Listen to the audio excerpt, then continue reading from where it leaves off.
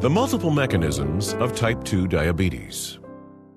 Ongoing research suggests that careful attention to all of the mechanisms involved in glucose homeostasis may lead to new insights and novel interventions in the treatment of type 2 diabetes. Blood glucose levels are affected by a number of key organs that regulate the entry and removal of glucose from the blood: the intestine, liver, pancreas, skeletal muscle, brain, adipose tissue, and the kidneys. After a meal, the intestine absorbs glucose via the sodium glucose transporter 1, known as SGLT1, and delivers it to the blood. In response to glucose absorption, the intestine secretes two major incretin hormones, glucagon-like peptide GLP-1 and glucose-dependent insulinotropic polypeptide GIP, which together with increased levels of glucose augment the secretion of insulin from the beta cells of the pancreas. GLP-1 also suppresses the secretion of glucagon from the alpha cells of the pancreas. The glucoregulatory effects of incretins are limited by the activity of the dipeptidyl peptidase 4 DPP4 enzyme, which rapidly degrades the GIP and GLP-1 incretin hormones. In skeletal muscle and adipose tissue, insulin stimulates glucose uptake into the cells. In the fasting state, the liver helps maintain normal blood glucose levels by hepatic gluconeogenesis and glycogenolysis, which result in the release of glucose into the blood. Insulin also suppresses hepatic gluconeogenesis while increasing peripheral glucose uptake, which prevents an abnormal rise in postprandial blood glucose levels. Renal glucose reabsorption, mediated by the sodium glucose transporter 2, or SGLT2, is the primary mechanism by which filtered glucose is actively returned to the blood and retained in the body. SGLT2 actively reabsorbs about 90% of all filtered glucose in the S1 segment of the proximal tubule. SGLT2 is believed to be expressed almost exclusively in the kidneys.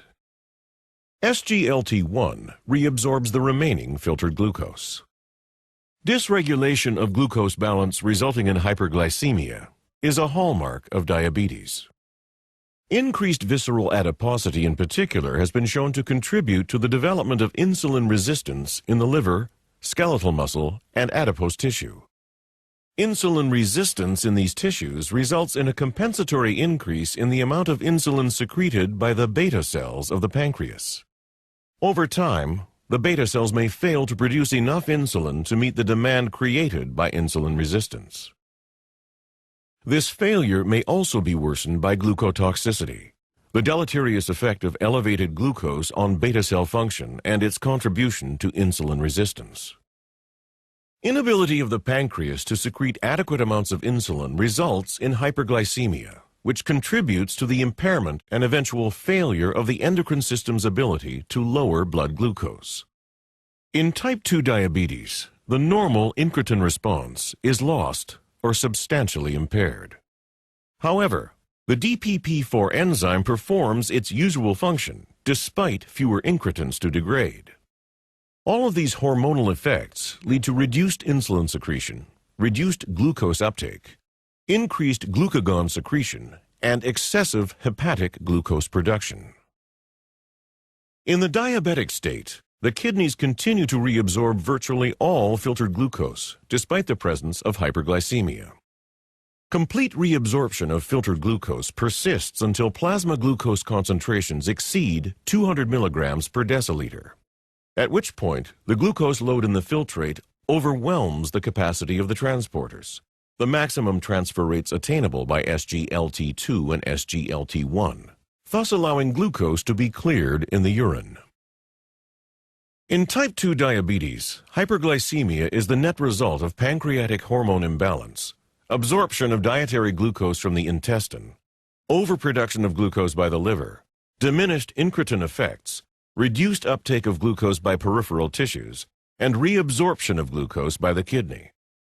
Over time, these factors contribute to the sustained hyperglycemia that leads to glucotoxicity, which worsens insulin resistance and contributes to beta cell dysfunction.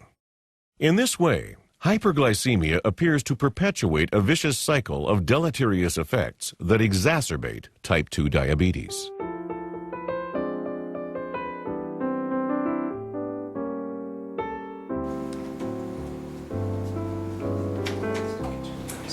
Today we'd like to welcome Mary Reyes. She's a registered nurse and a certified diabetes educator, and she works at Santa Rosa, Westover Hills.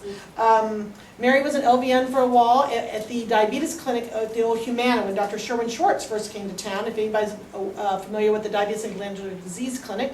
He's got one of the largest practices in South Texas, if not the United States.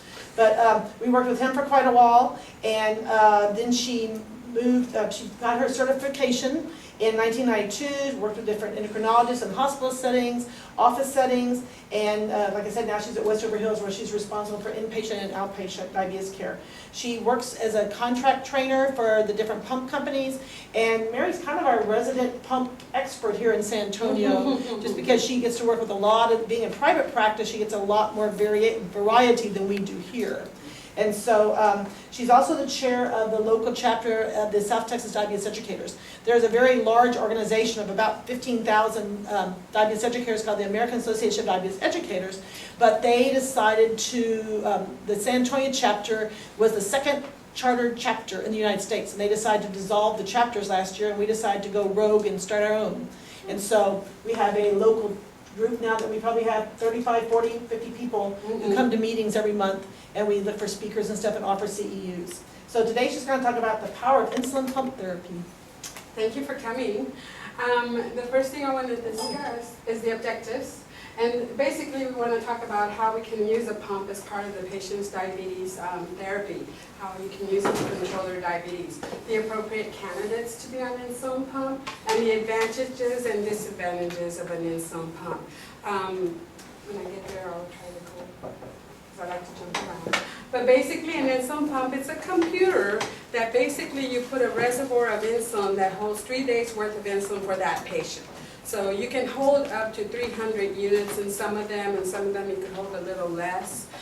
There are some that have the pod, that you fill the pod with insulin. And I like this one because it has no tubing to it, and you fill it with the syringe that's specially made for it. And you fill it with it, and then you stick it on. You take the backing off the tape, and you just stick it on the patient. And then you push a button on the remote control, and it inserts the catheter for them, and it retracts the needle. You know, so it's really neat. The only problem with this one is if you put it in an area where it can pull off, you've lost all that insulin. You can't reuse this. You can't just stick it back on and put the needle back on it. And that's the only bad thing about it, but a lot of my patients love it because it has no tubing. And they made it different. That's the older model. They've made it a little bit flatter, but it can go on the arm anywhere they have enough subcutaneous fat. So you want to make sure that your patients are putting their pumps in the right place. So basically the pump is a little computer that pushes the plunger for them all day long. It replaces Lantus at bedtime. It replaces the insulins at meals. They don't have to eat at a certain time. And then the insulin that we use is only the rapid acting. Some of my patients, they can't afford Humalog or Novolog, so we have been able to use regular in it. If we really need to, we can. We do have to change the action of the active insulin on the pump, so it is possible.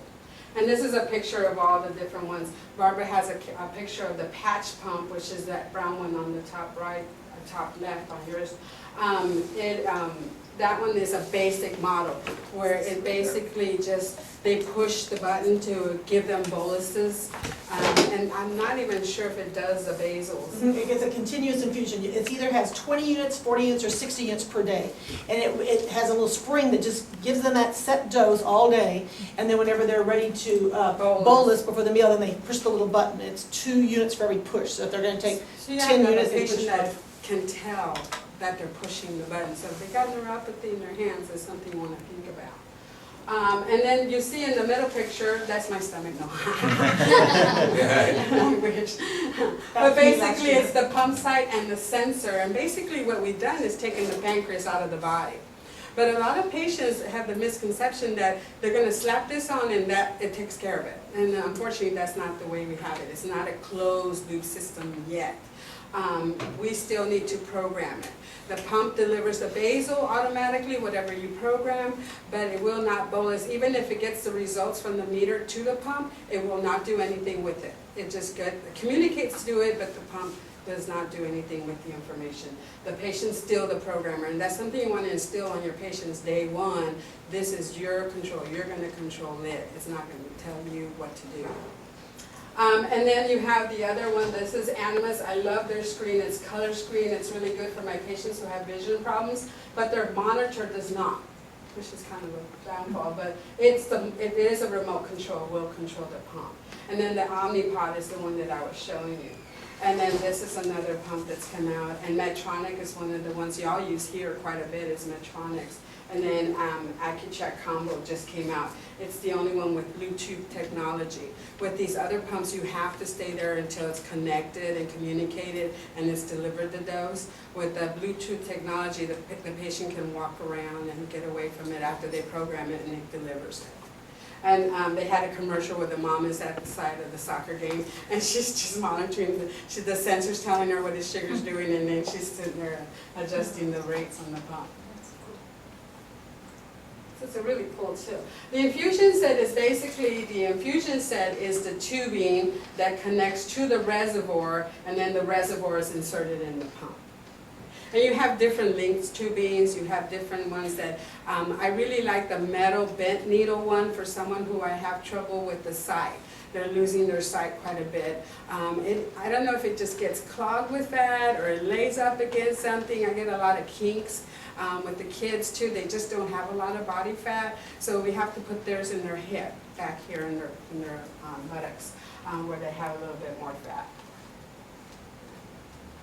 The supplies will run about $200 a month, so it's real important that our patients realize how much this is going to cost. The little machines there are $6,000, the pumps. But for those of you who think that's a lot, that's the cost of an ER visit. Yeah. So if you think about those patients who come in all the time because they're having problems with their insulin, the ambulance coming. We've had patients that we've instructed them, every time EMS comes to your house, call your insurance. If I had my pump, this would not be a problem. So when the pumps first came out, we had to resort to that kind of stuff. And interesting, we're seeing more and more, I'm the diabetes educator here, we're seeing more and more people with type 1 diabetes. For a long time, we didn't have anybody here in San Antonio because all of our patients were older and they were all like the Vietnam and World War II vets. These guys coming out of Iraq and Afghanistan, they already they're coming out with type 1. And I think in the past, we saw those patients went other places, but now that jobs aren't covering as much medical care-wise, we have a lot of patients who come here just for their insulin pump therapy. And so, as Mary said, it's about $6,000, but again, if we can keep them one time out of the ER, and some of these people end up being the frequent flyers, coming continuously with either high sugars or low sugars, both sides. Or controlling their blood sugars prevents the complications. Do you have any long-term data on these folks who have been having these? The first one we put in was back in '82. 82. Part of it has to do with how well they control their blood sugars. If it improves the control, then of course all the studies have shown that it decreases the risk of complications. We've seen our patients that we put on pumps and they haven't had any other severe complications, like dialysis or amputations. Eye issues, no retinopathy. Well, it's severe. Well, I think it depends though, because just because they have the pump on doesn't mean they're under control. Right. So for those who are able to control their blood sugars and keep their A1Cs 6.5 or 7, they can get really tight control with a pump like this. And a couple of my friends who have it, along with the sensor, because the sensor will alert them when their blood sugars are dropping, and so it helps them to make better decisions about do they need more insulin, do they need to cut back on their dose, if they're going to be exercising, do they need to cut down on the delivery rate, that kind of stuff. When we set the sensor to start alarming when their sugar's 90, you're like, well, 90 is a good number, but in the type 1 90, the sensors will also give you trend arrows that tell you it's 90, but it's dropping like really so many points every minute. So it gives you a good heads up, it gives you enough time to get them treated before they do nosedive too low. So, and most of the time we like to put patients on their pumps once they met their deductible outside world. So that way it's not so much out of pocket. And AccuCheck is really wanting to put their patients on, allow people on their pumps, so they're even doing like a no interest loan, where they let them make payments. They really work hard with them. And the insurance companies want to know if these patients are even monitoring. They don't just put anyone on it. They need to make sure, and the doctor has to sign that the patients, that they're going to follow this patient. So it's really hard on the outside world to get a doctor to agree to it if he has no clue how it works. So, and the pump companies will come in and instruct the doctor, and they also have management teams that follow the patient and call them on their cell phone and bug them to get them those numbers to make sure they're safe with their pump settings. So and that's free to the patient. And it's some good resource for the outside doctors to use. The basal dose, again, this should be half of the total daily dose that the patient is taking. So the basal rates can be from 0.05 to 1.4 units per kilogram per hour. The way the endos that we worked with, he would get an average of their total daily dose, and he would start them at 50 of that total daily dose would start at the basal rate, but then even then he would reduce it by 25%. He would reduce the total daily dose by 25% and then do the math, because he wanted to be on the safe side that, we don't really know how this is going to affect them, because now we are being able to adjust the action of the injection. With Lantus, you inject it and in 1 to 4 hours it reaches the peak and it flatlines where it's supposed to for 24 hours. Well, with this one, you can adjust the basal rates throughout the day. You could have a higher basal rate, so there's different basal rates that you can adjust with this. So you're actually adjusting the strength of insulin. Then they, again, that's how they come up with the basal rate. They take half of that total daily dose and then divide it by the 24 hours, and that tells them how much units to start them at per hour. So the patient needs to be reminded, more Lantus. It's something we really want to make sure they realize, no more taking the shot at bedtime. And when we bring them in to start a pump, we need to find out when was the last dose of Lantus they had, so we kind of stop the pump for a couple hours, whatever amount of hours are still left of that Lantus they took, so the basal rate won't kick in on top of the basal rate they already have going, the basal insulin they took. And this is just talking about how you can adjust it for different times of the day. And the bolus dose calculator, this is an awesome tool that's on all the pumps, and it's basically figuring out the dose for the patient. It does the math for them. What we need to program in it is, what is this patient's insulin to carb ratio? And again, we do formulas to figure that out. And also the insulin sensitivity factor, how much does 1 unit affect their blood sugar, and what target does the doctor want? And you don't want to put someone on the normal target who's used to running 200-300s. It's too much of a change, and they're not going to stick with the program. So it's important that we slowly get them used to bringing the sugar down to normal. And then the active insulin is the insulin on board that can affect the blood sugar. So remember, the Humalog, Novalogs, they take 4 hours. They're active for 4 hours, where your regular is more like 6 hours. So you need to change that, and you are able to change that in the calculator. And all the calculations are displayed on the data download report. So the companies will come in and set up your computers so you can plug up their pumps to your computers and get a download report. And they forget to tell you things like, you'll notice that they haven't rewound the machine in a long time, so that means they haven't been changing their sites. Or maybe, they're just using that insulin real long time. It's too expensive for them. So this gives you a little bit of ammunition to kind of figure out why aren't things going the way we want them to go. And these are different boluses that you can give. You can give a normal bolus, which you're delivering all of that dose in 5 minutes. The extended bolus is where you basically, whatever dose you program is being delivered slowly throughout those amount of hours that you tell it you want it to deliver. I call this the Super Bowl party wave because they're nibbling, through the whole game, and there's a big spread of food, and they're just going to be nibbling through the whole game. So this is giving them insulin to kind of match that nibbling. Okay. This is also a good one for someone with gastroparesis. And they have poor, their digestion is really slow. So we kind of match that. You can't do that with a syringe. And then the combination dual wave is you deliver some of it fast for the simple carbs they're eating, and then you deliver the rest of it slowly for maybe high-fat meals they might be having, or slowly eating throughout the day. And the insulin to carb ratio, again, that's the formulas of how they find out, how they decide what their insulin to carb is. And it tells them 1 unit for every 10 grams of carbs. So carb counting is very, very important that these patients know how to carb count. And you want to test them and make sure, you want to ask them questions. I like for them to keep a really good diary of what they're eating, and that's going to help me see if they are carb counting correctly. I had one lady who was putting in the weight of the food as the carbs, because it was a G. So she didn't realize that that was not the carbs. And we kept having these really bad low blood sugars with her, and that's why we should do that. The sensitivity, your lean type 1s, they're going to need less insulin. They take 1 unit for every 74 grams of carbs. I had one little girl, we needed to have her taking 5 units total daily dose. That's all she needed.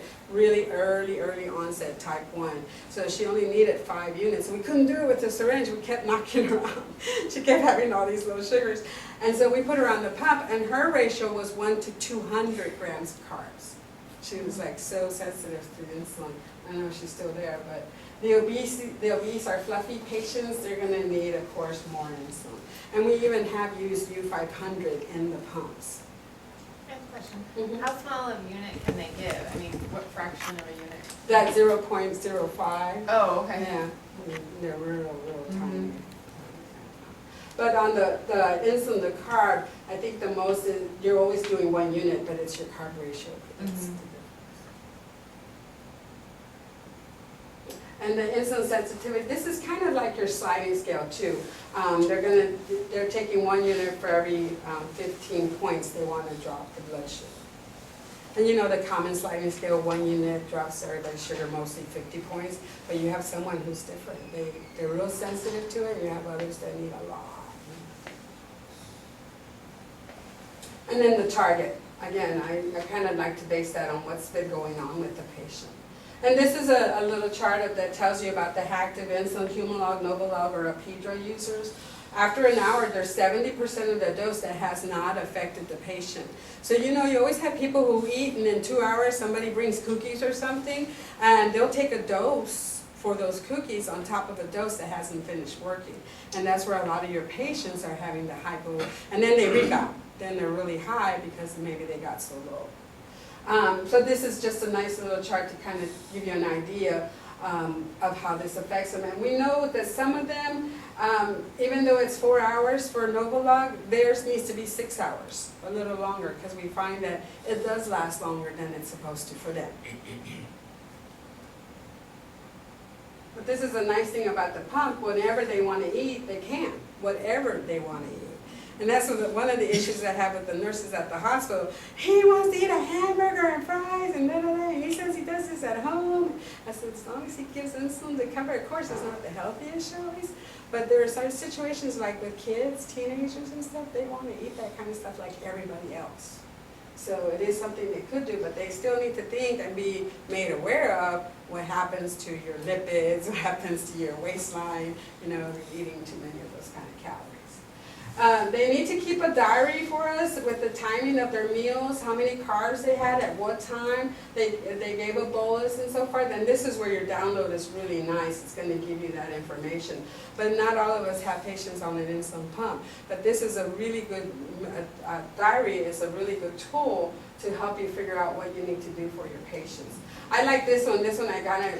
Dragged it up from Medtronics, and it has the date there, and then it has the times through for the 24 hours, and you write the blood sugar under the appropriate time and what time they had their carbs, and it gives you a nice trend. Remember our logbooks, Barbara, for Schwartz? He always liked to see the trend of what the dose did after he ordered it, how did it work.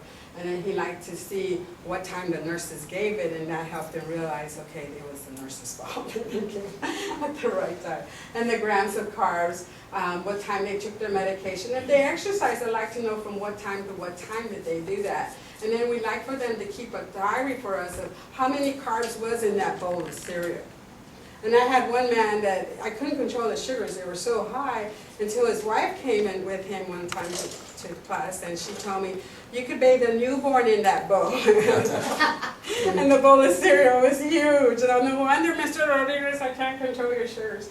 But you know, you gotta realize, you want to explain to them, I need you to tell me, was it an 8-ounce cup of cereal? You know, and dietitians know how important that is. But you want to know what amount of food are you eating. They'll tell you 2 tacos, but Rolando's are like huge tacos, you know. So that you need to kind of realize where are they eating, what kind of foods, what size they are. Barbara's told us that some of her patients don't think liquids are meals. So they're drinking juice like crazy and sodas and not realizing that is affecting their blood sugar. Any kind of stress they have. One of my patients realized when her menses was going to start, she needed to change her basal rates completely. So the pump has where you can even have patterns of basal rates. So all she had to do was switch over to that basal rate that she knew would work for that. I had another one that saw that when she went to the lake, she didn't need it as much, so she had another basal rate for that. So that's the kind of nice thing, you know, they're not having to program all that over again. Like alternate greetings on your answering machine. There you go. And the benefits, again, they got the increased flexibility of food choices, the eating schedules and activities. This is great, like someone who works a night shift. And, people who don't want to eat or don't have time to eat, they still need to be monitoring and covering those blood sugars. It reduces the amount of injections. It's 1 injection every 3 days instead of, 12 in 3 days. So they like that. It does help lower the A1C. I had one young man that was put on a pump when he was 10 years old, and now he's a fireman, and he'll start eating. He took a dose, and he'll start eating, and there's a call. So he has to leave. Okay. So he couldn't control his blood sugars, and I couldn't convince him to go back on the pump because that would have helped him. Well, what we did was we upgraded his pump to the new one with the calculator, and that's what he uses it as. It's a $6,000 calculator, but it helps him control his sugars. So hopefully eventually he'll connect it that it's easier if I just wear it and program it. But it was just a way to get him going. Everybody thought I was crazy for doing that. He doesn't actually wear it though? He carries it. I saw him at the hospital working, and he showed me he still carries it. So But he he puts in programs. grams of carbs, and then it tells him how many units. And then it keeps track though of how active it is. He does everything but wear it. Wow. I know. But whatever works. Some days we gotta do whatever. It's great for control before and during pregnancy. As you know, the hormones, and then when they deliver, their requirements go real low. It helps with the Down phenomena, that high blood sugars in the morning, and that could just be the body releasing some stress hormones that make the liver release more sugar, so that's why their sugars are high fasting. But it also could be that they can't handle the action of the insulin during the night, and they're having some hypoglycemia, and they're rebounding. So that's more like a smoothie. It helps with the gastroparesis, where you can make it deliver slowly that dose of insulin, and reduce the long-term complications related to diabetes. So there are some studies out there that have proved that this does help, but again, it depends on your patient. Just like insulin shots could really help a lot of people, but a lot of times I don't think patients are made aware of what's going on. I like to get a copy of their lab, and I had one guy, he had the 6-pack where he was exercising like hours and hours, and he became a vegan. Not a vegetarian, he became a vegan, trying not to go on insulin. And when I showed him his labs, he says, oh gosh, nobody ever showed me that. Nobody ever told me how bad my A1C. They said, it's high, it's high, it's high. But when he saw what it should be, the reference and what he was doing, and his cholesterol and his triglycerides, and that helped him even better because his dad and brother died at 42 years old of a heart attack. I said, you are doing everything that you're supposed to be doing, diet and exercise, but you still need the medications also for your cholesterol. Because even though he wasn't eating badly, he was still having it. It's just hereditary. So that's showing them those labs and showing them this is where you are and this is where you should be. I've even had patients, well, you're fluffy and you're telling me not to eat this and that. I said, yes, sir, but my lab don't look like this. And so they just kind of, that helps them shut up, listen to me. And it helps you better predict how the insulin is going to be absorbed. But you will have problems with the pump too, is that, you know, you put it in and after 2 blood sugars are still running high. They didn't put it in right. The injecting device kind of flip-flopped it in. If they don't load that injection device correctly, that's what happens. And then a lot of my patients get frustrated because this thing is not working, it's not going in right, or they feel the tape. At first they'll feel where it's kind of pulling those little bitty hairs on the skin. Some of them have told me they feel burning, and it's just because it's something new too that's being injected, and the body kind of likes to reject sometimes, it fusses. But we try to get them to work through those issues. Are they So- picked up on airport screening, X-ray? They have to tell the airport people? Yes, they carry, just like we tell them to carry their insulin box, you know, the bottle, the label from the doctor's office. And and the insulin companies do have a little card that says that's specially made for the airport, so that really helps them. But the airports are really aware of these kind of things. They see them quite a bit. Type 1, and it should not go through the X-ray though. And I heard one story at the conference that someone they made them. Put the pump through X-ray? And it ruins it, so they cannot go to X-ray with it. But I've had some patients that it went through X-ray and it works too. Type 1s on multidose injecting who have not reached glycemic. These are people you want to put on the pump. You've just been adjusting their doses right and left and you can't get it to work. But a lot of times you have to kind of be a detective and figure out what are they doing at home. And once you realize it's the insulin, then it's time for an insulin pump. It reduces the incidence of hypoglycemia. It controls the Dawn phenomena. Insulin sensitivity is more easy managed because you can adjust those strengths, and again with the type 1s and the variable lifestyles. And people who travel, sleeping late, you know, kids are going to do that. So the patient must be willing to keep a diary. They must know their carbohydrates. They need to know what to do on the days they're sick, just like any other, you know, just like with insulin or pills. You want to make sure they know all these things too. They need to be knowledgeable of how to take care of a hypoglycemic event or hyperglycemia with the pump also. They need to be agreeable to following up with the endocrinologist, keeping those appointments and bringing us the information that we need, the monitoring.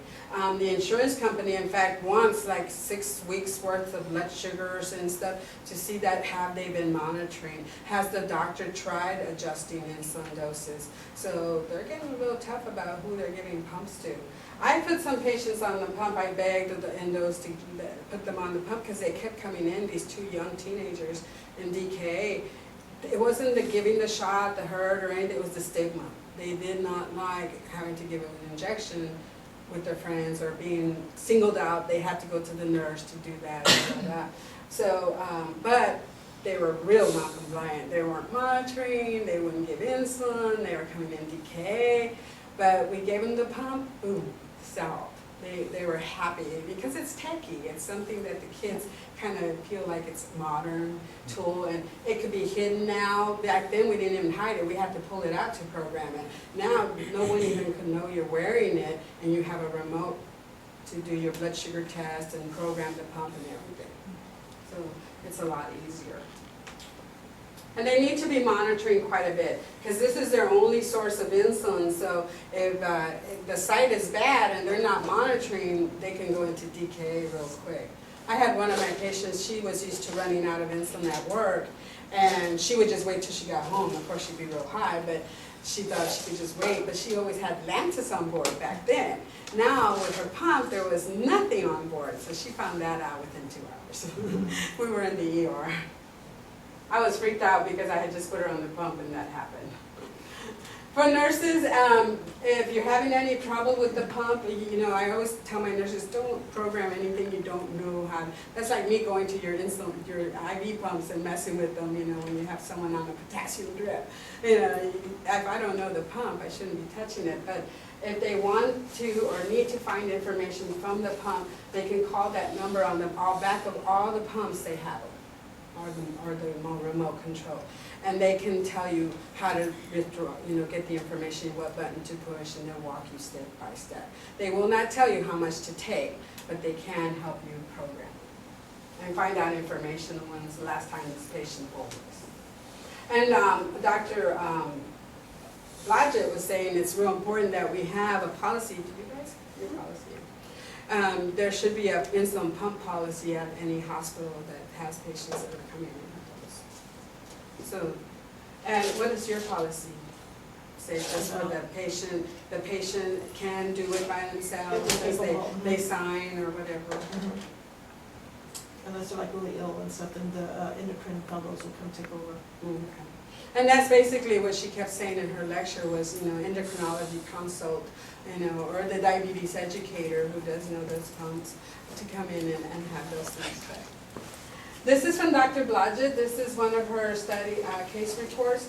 This is a 66-year-old male with type 1 diabetes diagnosed in '73, and he was started on an insulin pump by the practitioner in the community. He had several microvascular complications, including NPDR-OU, impaired hypoglycemia. Diabetic retinopathy. Oh, that's okay. A hypoglycemic unawareness and erectile dysfunction. I don't know what that was. At time of initial vision, he says he likes alcohol and admits to drinking throughout the day. German beer with lunch, gin and tonic at 3 of them at 4 o'clock, and several glasses of wine with dinner, followed by shots of scotch. Now, alcohol doesn't cause hypoglycemia, it just prevents your liver from releasing glucose if you needed it. So this is, maybe this guy was having some of those issues. I think he actually came in a t-shirt that says, "I love beer." Yeah, no, that it's not just for breakfast Oh, anymore. that's it. That's one of the things that we forget to ask nurses, you know, they ask it in admission. And when I go teach a patient and I'm going to start them on some oral agents or whatever, and that's one of the precautions, not someone who's a heavy drinker should be on that kind of medication. So that's something I kind of forget to do. But you know, you have to be careful because around here, if you ask you drink alcohol, they don't consider beer to be liquor. I've heard a number of patients say, "Oh, I don't drink, just a couple of beers at night." I said, "Well, that's alcohol." But they hard liquor is. She did her assessment of him and found that he had a little bit of the diminished monofilament perception, the neuropathy of the feet, fetal pulses. And we went to a lecture where the doctor says, you know, they got neuropathy, there's a lot of problems probably going on with their heart. That was really interesting. And his A1C, 7%. So your A1C is not always a good indicator of how the blood sugars are doing, because they could have, like I did in school, bad grades and some good grades and pass by the skin of my teeth, like my dad would tell me. But you could have a good A1C and actually have really high blood sugars and low ones. The pump download, total daily dose, 40 plus, plus or minus 6.5 units. So 61% was bolus. The sensitivity was 40. And they recommend that you should have your basal bolus be about 50-50. So, you know, maybe that is giving a lot of insulin. Frequent hypoglycemic readings throughout the day, especially in the morning with the sugars, look how low they were, really, really low. So remember that alcohol might have not led him. And this is the report that comes out. And it's really nice because it's color-coded, and the reds, of course, are the really lows, and then your yellows are the high sugars. So the ADA recommends to have alcohol with food. Women can only have 1 drink a day, not fair. And the guys can have 2 a day, and no, you cannot save them all for the weekend, because I've been asked by the patients. Since it's 2 a day, that means I can have a total of 10 on Saturday. No. And I also have to remind them to count the carbs in those drinks, and also to go ahead and do eat when you have alcohol. So 1 alcoholic drink is a 12-ounce beer, a 5-ounce glass of wine, or 1.5 distilled spirits, such as vodka, whiskey, or gin. But we need to remind them too, those distilled spirits, they like to mix them with regular juice, cranberry juice, so you have to make them realize that that is carbs. Recommend testing the blood sugar prior to drinking and at bedtime, and that they go to bed with a sugar of 100 to 140. Alcohol consumption, the fasting state puts the patient at risk for hypoglycemia. They're not eating. This also depletes the glycogen stores. Alcohol also shuts down the glycogenesis. In addition, alcohol may result in impaired cognition and hypoglycemia unawareness. So they don't even realize what's going on. they should be eating when they drink alcohol. So just, any questions? Any special considerations when caffeine? Oh, the caffeine, yes. Caffeine will cause hyperglycemia, even though it has no carbs in it. So she was showing in her slides some studies where they found that they wore a sensor and they could see the effect of the coffee. So some of my type 1s have had to take a unit or 2 with their coffee. So, and coffee and tea has a lot more caffeine than the diet sodas, but even diet sodas can affect the blood sugar. And diet sodas will make your patients crave food. So the salsa, as well as jalapenos. So a ketchup, that's another one that kind of, I call them the triggers. They like to make patients eat more salt.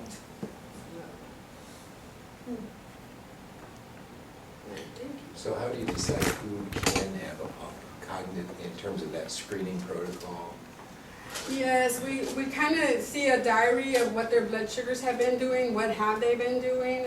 Sometimes once I've gone in, the doctor's been in there, and then I've gone in there, and they'll tell me more information than they will the doctor. So you always want to have someone else interviewing the patient too, to find out really what's going on at home. And they'll tell me, I can't afford it, but they won't tell the doctor. And that's when I find out that we need to work more on getting them on the type of insulin that they can afford.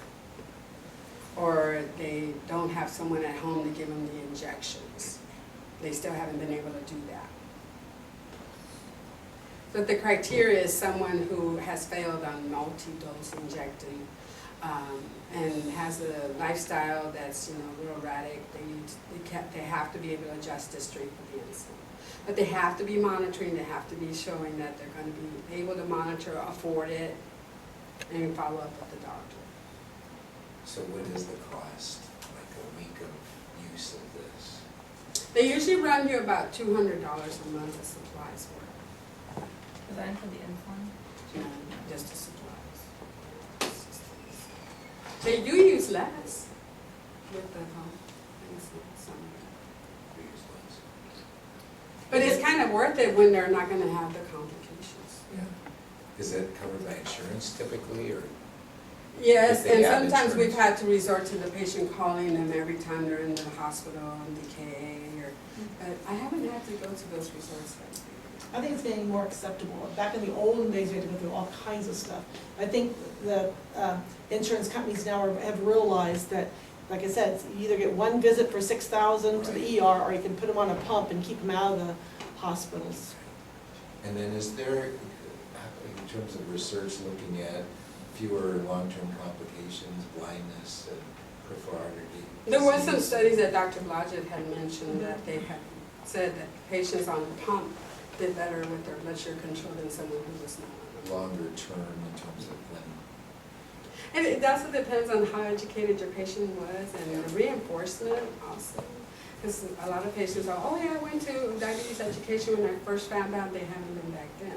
A lot of things have changed too. Thank God. I know. What we thought we were doing right, we found out like chocolate for low blood sugar, we don't do that anymore.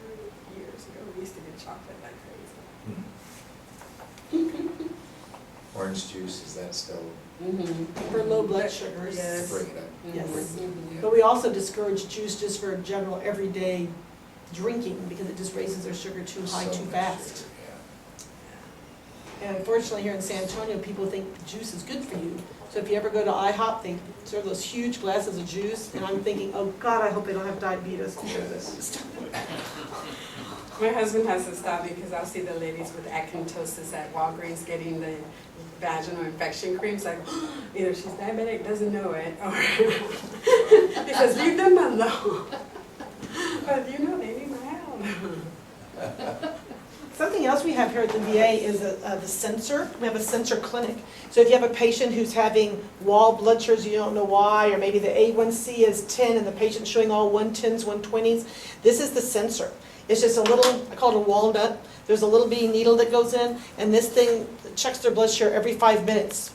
Usually we leave them for like 3 days. And then we can download it into the computer, and it'll show how their blood sugars are, because if they check their sugar before breakfast, lunch, dinner, and bedtime, it's always 110, yet their A1C is 8, 9, 10, 12. Maybe they're missing some 300 and 400s at different parts of the day. But with the sensor, they also need to keep a diary and let you know what time. Yes, they're checking their blood sugar, Because so you along with that. log those So here's the information little on the catheter report. you introduce, and you just put that little thing in, and then the needle comes out, so it's almost like a heparin lock. So the little plastic part stays, and then this plugs into that, and then that's all they wear. Just like on that one picture. And they just cannot be close to where insulin is infused with, because the insulin will affect those readings. It has a chip there. Yeah, that's a. Yeah, then you just put it in this little thing, and it downloads into your computer, and you get the readings. It's been really interesting for some people, particularly the type 1s. It seems like the dawn phenomenon is a lot more prominent in type 1s. And so some people get up at 6 in the morning, they check their blood sugar, it's 110, great. They sit and they drink coffee, they read the paper, and then they don't take their insulin until 10 o'clock. Well, they base it on the morning blood sugar. Well, by the time 10 comes, their sugar will be 250, 300, and they never know that because they never check it. But this will pick that up and show us. Do they realize coffee is such a trigger to increase your? I don't think that, I think that's something kind of new. That's pretty new. Really? We had not really recognized that until people started coming back with the sensors saying, oh my gosh, look what happens every morning at 7. What do you do? Well, they have Now, coffee. Do they have sugar in their coffee? No. Nothing. No, it's just, and it must have had something to do with the adrenaline, the whole perk, the caffeine and the adrenaline. That's the only thing I can think of. That, anytime you have an adrenaline, and the other thing is sometimes, especially around here, people who have panic attacks or PTSD attacks, that'll pop their sugar up on them. So anytime you get shaky sweat, that whole adrenaline rush thing, it causes your liver to pump out some sugar. In our case, our pancreas would just pump out insulin for it, and theirs doesn't. And it's kind of cool that when you, they have the two that they communicate together, and so, actually all you're wearing is this. I have a real good friend from up in, Laura Nolan is in Arizona, and she's had diabetes probably 30 years, and she's having some real problems to where when we went to meetings, nobody wanted to stay with her because she'd always have these horrible low blood sugars. And so all of us carried candy in our purse just for Laura, and she wouldn't even know she was getting low. So she starts acting kind of weird and thinking, Laura, you sure you're okay? And it's like the lights are on, but nobody's home. And so we would have to treat her to bring it back. Well, so she started wearing it. It's 110% improvement. She looks better. She looks healthier. She actually got to go on a bicycle trip through the Grand Canyon with her family because the little sensor will then send a note to the pump. The pump will go beep, beep. Your blood sugar is dropping really fast. So she just reprograms it and cuts down the dose. And so it's been just a life changer for her and for us. So the sensor, Yeah. Bluetooths or whatever Yeah. to the Mm-hmm. pump. It's basically the function of the pancreas outside, but the patient's the manager. Yeah. You need to know how So to this do actually that. is only it's a alternative insulin delivery source. It gives the insulin, but again, you have better control over it because like a patient who might be a weekend warrior and they're doing all this real activity, they don't need as much insulin. So they can have a weekend dose, as Mary was saying. Whereas if they take that same 30 units of Lantus all the time, they're going to be too low on the weekends. This they can cut back to where they only have a basal, maybe a 15 units during the day. And so conversely, people who have real active jobs during the week, then they sit and watch TV all weekend. So again, they can pre-program that so they can get varied doses. Thank you.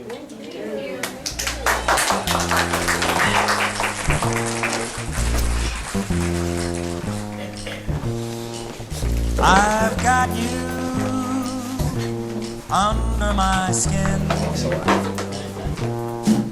I've got you Thank you, sir. deep Cool. So in the heart of and me, so we still have rules so like deep in my heart that you're really a part of me. I've got you under my skin.